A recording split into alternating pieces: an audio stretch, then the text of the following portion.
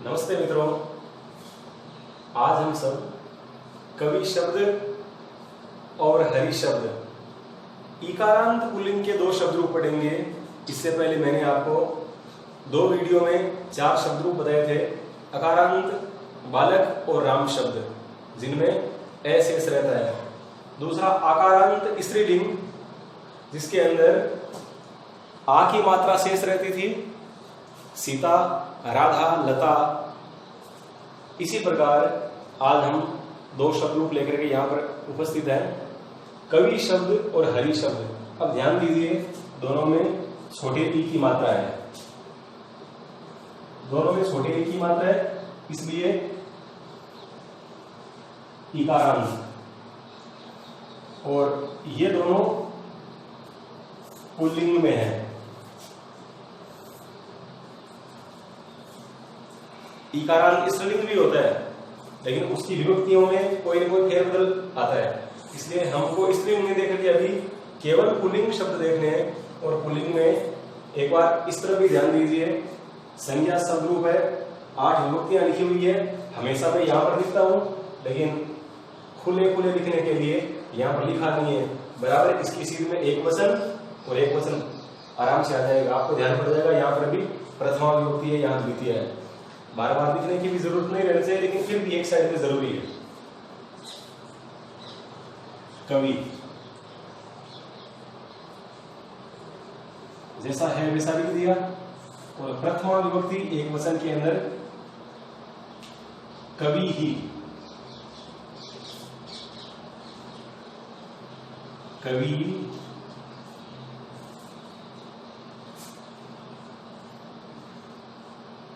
कवय है, कवि ही, कवि, कवय है प्रथमा।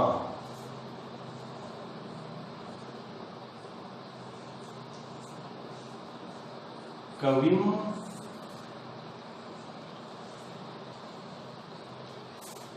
कवि,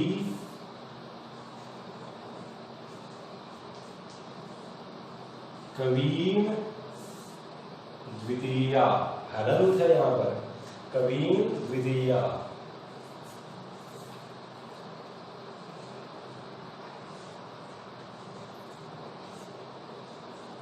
कवीना,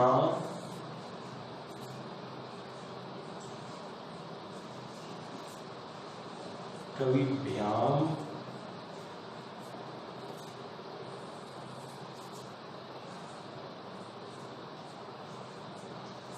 कवि भी तृतीया।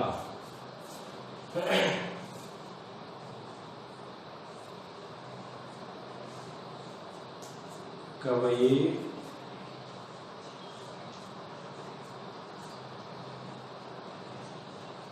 कविभ्याम,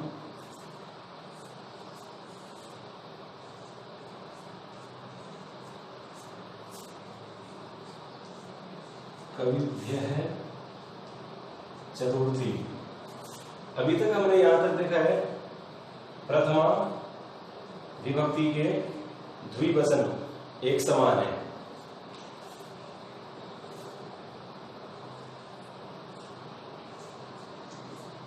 कवि,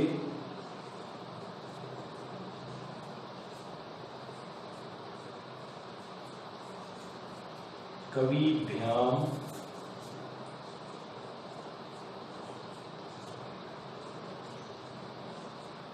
कविभ्यः पंचमी। दोनों में कवि लिखा हुआ है, यहाँ पर तीनों में कविभ्याम है, सेम है, कोई फर्क नहीं है। और यहाँ दोनों में कविभ्य है।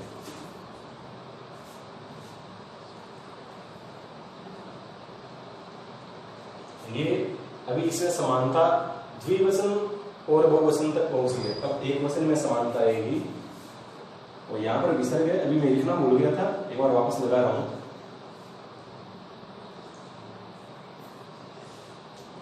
कवि,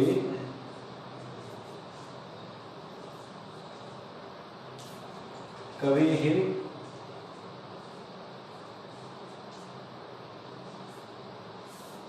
कवयोः,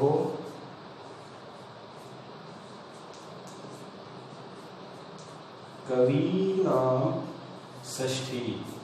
यदि यहाँ पर इस प्रकार की कोई मात्रा लगा देते हैं कवि नाम, तो शब्द गलत हो जाएगा, क्योंकि रामाणाम आ की मात्रा दीर्घ, लतानाम दीर्घ, कवीनाम दीर्घ, गुरुणाम दीर्घ, ये बड़ी मात्रा ही लगेगी सब जगह पर षष्ठी विभक्ति बहुवचन में। ज्यादातर बड़ी मात्रा ही काम में आती है।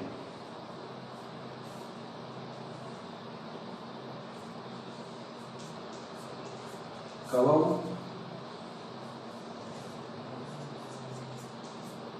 कव्योः,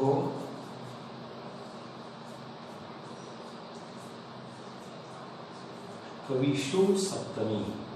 देखो ये एक समान है, ये एक समान है।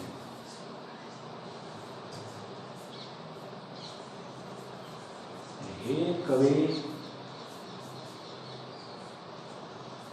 हे कवि, बड़ी मात्रा है। हे कवि,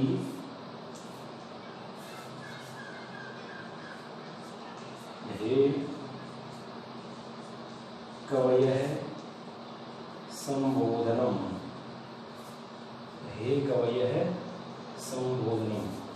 ध्यान दो, कवि ही कवि कवयः प्रथमा, कविम कवि कवीन द्वितीया, कविना कविभ्याम कविभिः तृतीया, कवये कविभ्याम कविभ्यः चतुर्थी, कवे कविभ्याम कविभ्यः पंचमी, कवेः कव्योः कवीनाम षष्ठी, कवौ कव्योः कविषु सप्तमी, हे कवे हे कवि हे कवयः संबोधनम।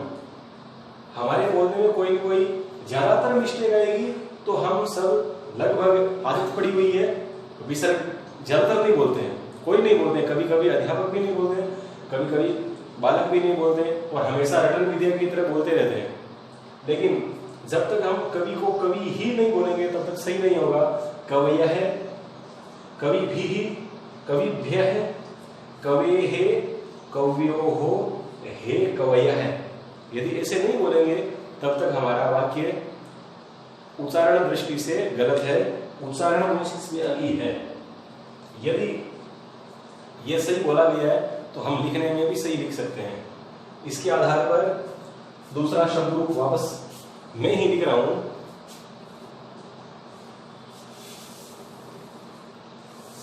हरि ही, छोटी मात्रा है, विसर्ग है, ध्यान दीजिए, छोटी मात्रा और विसर्ग। द्विवचन में बड़ी मात्रा है, तो ये बड़ी मात्रा कवि और हवि, हरि। वहां पर कवि है, यहाँ पर है, रे, यह, हरिय, हरि, हरि, हरय। हम बोलने में ऐसे ही बोलते हैं, लेकिन वास्तव में ये गलत है। बोलने के लिए हरि ही, हरि, हरयः प्रथमा,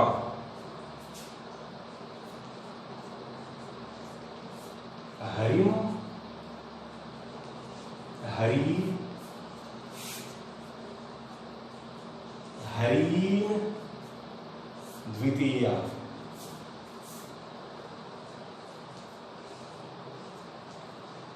हरिणा, हरिणा, और वहां पर है कवीना। यहां पर ऋतु रसाणाम मूर्धा, यह सूत्र काम में आएगा। रे के साथ में ण का प्रयोग किया गया है। हरिणा,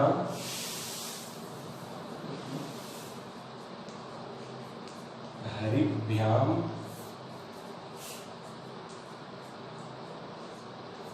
हरिभिः तृतीया,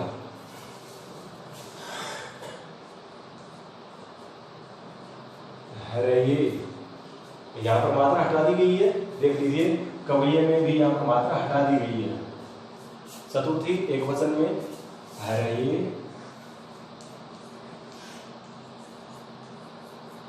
हरिभ्याम,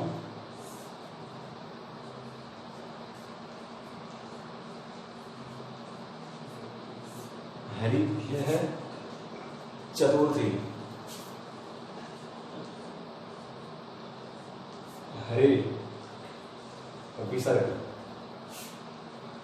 विसर्ग करते ही शब्द बन गया हरे है।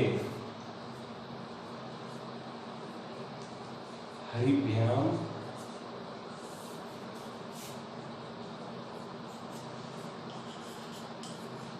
हरिभ्यः पंचमी,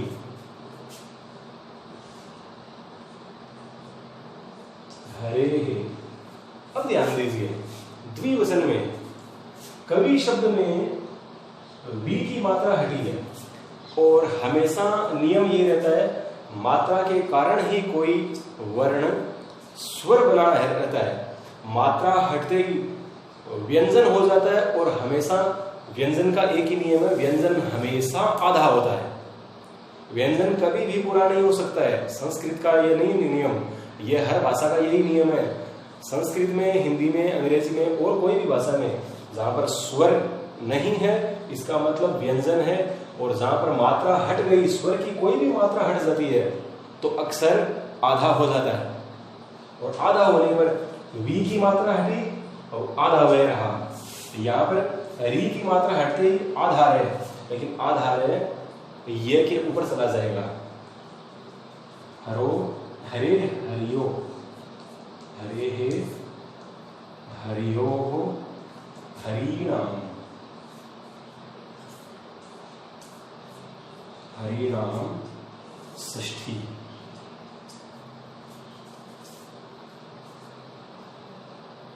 और ये बड़ी मात्रा देख लीजिए, यहां पर भी षष्ठी विभक्ति बहुवचन में बड़ी मात्रा है। हरऊ हरियो हरियो हरिषु हरिषु सप्तमी, हे हरे हे हरि हे हरयः संबोधनम। एक बार दोनों को वापस बोल रहा हूं, पहले इसको बोल देते हैं। हरि ही हरि हरयः प्रथमा, हरिम हरि हरीन द्वितीया, हरिणा हरिभ्याम हरिभिः तृतीया, हरये हरिभ्याम हरिभ्यः चतुर्थी, हरे हरिभ्याम हरिभ्यः पंचमी, हरे हरियो हरिनाम षष्ठी, हरो हरियो हरिषु सप्तमी, हे हरे हे हरि हे हरयः संबोधनम। एक बार वापस बता रहा हूं। हरि ही हरि हरयः हरिम हरि हरीम, हरिणा हरिभ्याम हरिभिः, हरये हरिभ्याम हरिभ्यः, हरे हरिभ्याम हरिभ्यः, हरे हरियो हरिनाम, हरौ हरियो हरिषु, हे हरे हे हरि हे हरयः संबोधनम। ध्यान दीजिए, प्रथमा विभक्ति के द्विवचन दोनों में एक समान है, तृतीया से पंचमी के द्विवचन एक समान है, पंचमी और चतुर्थी के बहुवचन एक समान है दोनों में। पंचमी और षष्ठी का एक वचन एक समान है और षष्ठी सप्तमी के द्विवचन एक समान है। इसी प्रकार हमको और भी शब्द रूप तैयार करने होते हैं। आपके लिए आप रवि शब्द लिख सकते हैं, रवि, कवि,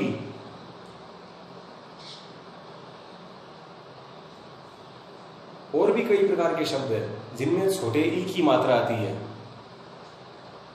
जो पुल्लिंग में है। आप तैयार कर सकते हैं, लेकिन अभी आपको रवि शब्द याद करने हैं। इनके आधार पर आराम से आप लिख सकते हो, और यदि कोई समस्या हो तो मेरे फोन नंबर सबके पास में है, उन पर आप संपर्क कर सकते हैं। धन्यवाद।